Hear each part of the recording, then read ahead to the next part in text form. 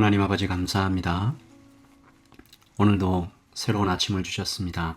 주님을 더 알아가는 오늘이 되게 하여 주시옵소서. 눈으로 보는 것만 보고 살아가는 인생 아니게 하시고 보이지 않는 하나님을 보는 것처럼 가까이 계신 것처럼 하나님 그리고 그분의 손길과 숨결을 오늘 아침에도 깊이 느끼며 누리며 그 안에서 살아가는 하루가 되게 하여 주시옵소서. 고아처럼 살지 않게 하여 주시옵소서. 아버지 하나님을 가까이 모시고 성령 하나님께서 움직이시는 그 마음의 감동대로 살아가는 오늘 되게 하여 주시옵소서. 예수님이라면 어떻게 하실까 생각하며 실천하는 오늘이 되게 하여 주시옵소서. 날마다 더 성장하고 주님을 닮아가는 오늘이 되게 하여 주시옵소서. 감사합니다. 예수 그리스도의 이름으로 기도합니다. 아멘. 네, 좋은 아침입니다. 7월 27일 수요일 아침입니다. 오늘 우리에게 주신 하나님의 말씀은 시편 87편입니다. 시편 87편 1절부터 7절까지 말씀 함께 보겠습니다. 그의 터전이 성산에 있으며 여호와께서 야곱의 모든 거처보다 시온의 문들을 사랑하시는도다. 하나님의 성이여 너를 가리켜 영광스럽다 말하는도다. 셀라. 나는 라합과 바벨론이 나를 아는 자 중에 있다 말하리라. 보라, 블레셋과 두로와 구스여 이것들도 거기서 났다 하리로다. 시온에 대하여 말하기를 이 사람 저 사람이 거기서 났다고 말하리니 지존자가 친히 시온을 세우리라 하는도다. 여호와께서 민족들을 등록하실 때에는 그 수를 세시며 이 사람이 거기서 났다 하시리로다. 셀라. 노래하는 자와 뛰어노는 자들이 말하기를 나의 모든 근원이 내게 있다 하리로다. 아멘. 하나님의 말씀입니다. 말씀을 한번 읽으시면서 잠시 묵상하시겠습니다.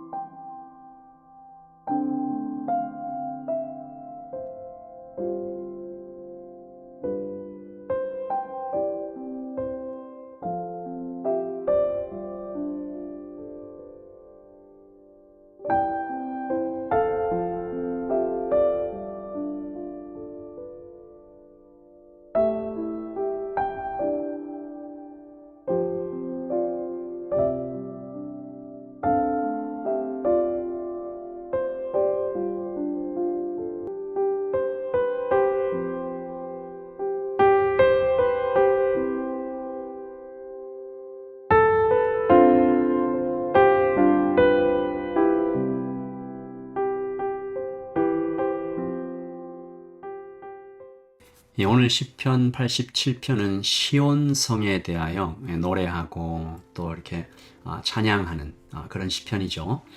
1절에 보시면 거룩한 산 위에 시온성에 기초를 놓으셨다라고 되어 있고 2절에는 이 성의 문들을 사랑하신다. 주님이 사랑하신다라고 노래하고 3절에는 이 하나님의 성 시온을 가리켜 영광스럽다라고 높여 부릅니다.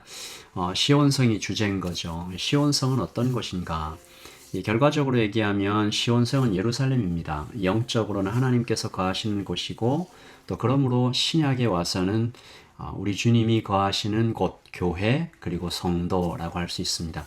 오늘 말씀이 교회에 대하여 성도에 대하여 가르쳐 주시는 것들이 참 많아요. 먼저 시온은 거룩하신 하나님이 계신 곳, 즉 하나님의 통치가 완전히 이루어지는 하나님의 나라죠. 교회를 말할 때 예수님을 머리로 하는 몸이다라고 하는 의미가 바로 그것인데요.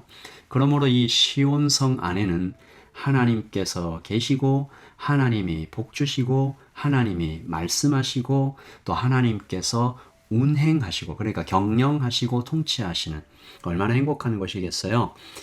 이 성경에서 역사적으로 시온에 대해서 처음 나오는 것은 사무엘하 5장 7절입니다. 이 다윗이 시온 산성을 빼앗았으니 이는 다윗성이더라. 원래 시온이 여부스 족속의 요새였어요. 다윗이 이곳을 정복한 후에 다윗성이다라고 이름이 지어졌고 다윗이 여기에 하나님의 언약궤를 가져다 놓죠. 그 이후에 그때부터 시온은 이스라엘의 중심이 됩니다. 이스라엘의 대표적 상징으로 시온을 이제 이야기하고 동시에 예루살렘을 나타내는 말로 사용되기 시작하는데 이 자연스럽게 그러니까 시온 하면 하나님께서 계시는 곳 여기에 이제 점점 이 세월이 지나가면 지나갈수록 신학적인 영적인 의미가 이제 추가되기 시작하죠. 이사야서 60장 14절에 보시면 시온은 하나님의 백성 이스라엘을 직접적으로 가리키는 말이 되고요. 신약에 와서는 영적인 하나님의 나라라는 의미로 확장이 됩니다. 여러분 우리 히브리서 12장 22절이 기억나실 텐데 히브리서에서 우리는 신의 산이 아니라 시온산에 도착했다. 살아계신 하나님의 도성인 하늘의 예루살렘에 도착했다라고 말을 하죠.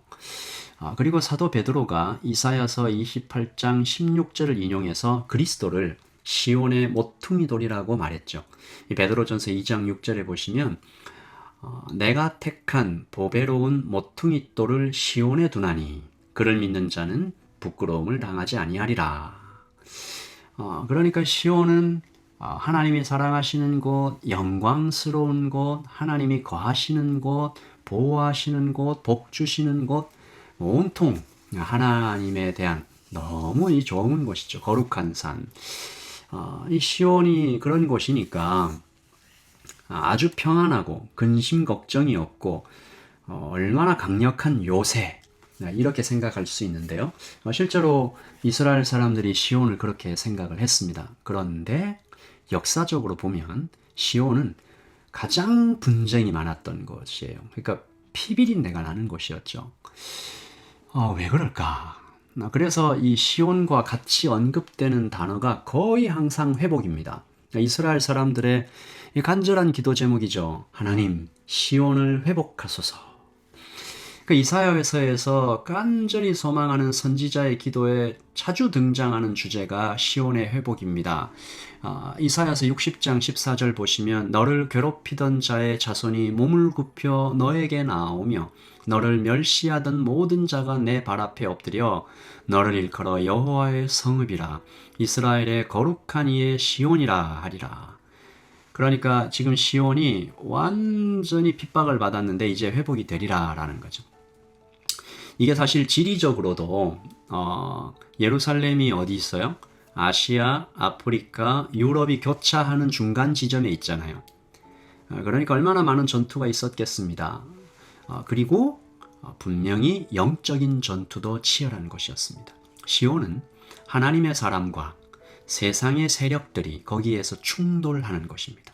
그러니까 이게 뭘 얘기해요? 지금도 하나님의 사람들이 세상과 구별되는 삶을 살아가려고 할 때 거기엔 반드시 싸움이 일어나는 것입니다. 그런데 동시에 시온은 하나님의 임재가 가장 강하게 체험되는 곳이에요. 가장 격렬한 영적 전쟁이 일어나는데 거기에 또 하나님의 임재가 가장 강하게 체험돼요. 제가 청년부를 맡아서 사역할 때 몇 번이나 깜짝깜짝 놀란 적이 있는데 물론 뭐 청년들뿐만이 아니라 우리 성인들도 마찬가지였는데 인생에서 가장 힘들 때가 언제였습니까? 라고 얘기하면 어느 때라고 얘기해요. 그리고 그 다음 질문 인생에서 하나님과 가장 뜨겁게 사랑했던 때가 언제였습니까? 물어보면 똑같은 때예요. 자기도 얘기하면서 막 놀라는 거예요. 그렇구나. 여러분 우리의 삶이 그리고 교회가 그렇습니다. 하나님의 은혜가 충만하기도 하지만 가장 치열한 영적인 전쟁이 일어나는 곳이기도 하죠. 이것을 모르면 우리가 영적 전쟁을 파악하지 못하고 사람과 싸울 수가 있습니다. 그 사람의 말과 행동이 지독하게 내 마음에 들지 않아요. 그 이유는 악한 영의 장난일 수도 있습니다. 우리는 에베소서 6장에서 이 싸움은 혈과 육에 대한 것이 아니요 하늘에 있는 정사와 권세와 악한 영들에게 대한 것이다 라고 적시하고 있죠.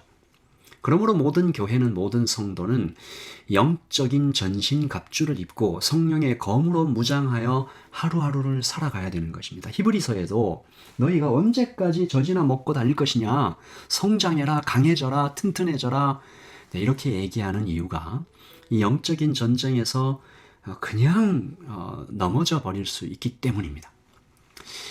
그러므로 교회는 선교의 현장이 되고 동시에 하나 되어 영적인 전쟁을 수행해 가야 되는 것이죠. 오늘 시인이 라합, 바벨론, 블레셋, 두로를 이야기하죠. 오늘 말씀 4절에 보시면 나는 라합과 바벨론이 나를 아는 자 중에 있다 말하리라. 보라, 블레셋과 두로와 구스여 이것들도 거기서 났다 하리라. 어디에서요? 시온에서요. 여러분 여기서 이 이방 민족이잖아요. 다 바벨론, 블레셋, 두로. 이 라합은 여리고 전투 때의 기생 라합이 아니고요. 애굽을 가리키는 상징적인 표현입니다. 그런데 왜 이들이 하나님을 아는 자 중에 있으며 시온에서 났다? 무슨 말일까요? 이것은 신약 시대에 일어날 일에 대한 예언입니다. 교회를 통해 이루어질 이방 선교를 예언하는 장면이죠.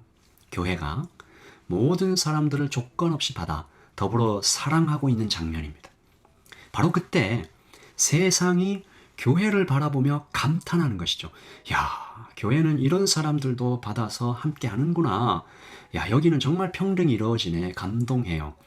그래서 그 다음 행동이 도대체 하나님이 누구신데 이렇게 알고 싶어 하는 거죠. 그것이 오늘 말씀 5절입니다. 제가 쉬운 성경을 읽을게요. 그렇습니다. 사람들이 시온에 대해 다음과 같이 말할 것입니다. 이 사람도 저 사람도 시온 출신이야. 지극히 높으신 분께서 시온을 굳게 세우셨어. 이게 무슨 말이에요? 교회 가더니 사람이 변했네. 그 말이잖아요. 저런 사람도 예수님을 만나니 바뀌었네. 놀라는 모습이잖아요. 제가 이 5절 말씀을 읽으면서 간절한 소망이 생기지 않겠습니까? 라이트 처치가 그렇게 소문이 나기를. 라이트 처치에서 함께 신앙생활 하더니 사람이 변했네. 이런 소문이 많이 나기를 예수님의 이름으로 축복하는 것입니다. 이 마지막으로 시온이 그렇게 이방 민족들, 유대인들, 나이가 많은 사람, 적은 사람 모두 남자와 여자, 좌와 우 다 함께 모여서 넘치는 기쁨을 누리며 이렇게 막 넘실대는 7절입니다. 노래하는 자와 뛰어노는 자들이 말하기를 나의 모든 근원이 시온에 있다. 여러분 이것이 우리 모두가 오늘 아침 드려야 할 노래지요. 평생에 드려야 할 고백이지요. 시인은 오늘 시편 87편을 통해서 시온을 사랑하는 하나님께서 이스라엘뿐만 아니라 이방을 사랑하시고 마침내 구원하셔서 벽을 허물고 하나 되게 하심을 예언하고 있는 것입니다.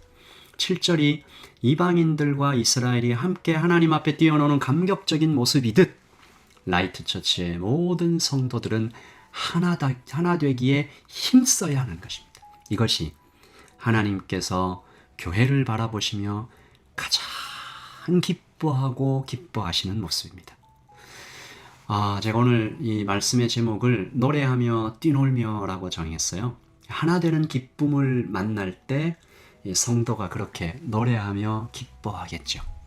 여러분 안에 정말 하나 되는 그리스도와 하나 되고 이 삼위일체 하나님께서 하나 되는 기쁨을 넘치게 누리시는 것처럼 하나님과 우리가 먼저 하나 되고 하나님 안에서 또 우리가 다 하나 되고 또 다른 교회와 하나가 되고 또 우리가 선교해야 할 세상 사람들과 또 하나가 되어가는 그런 교회 되기를 우리 주 예수 그리스도의 이름으로 축복합니다.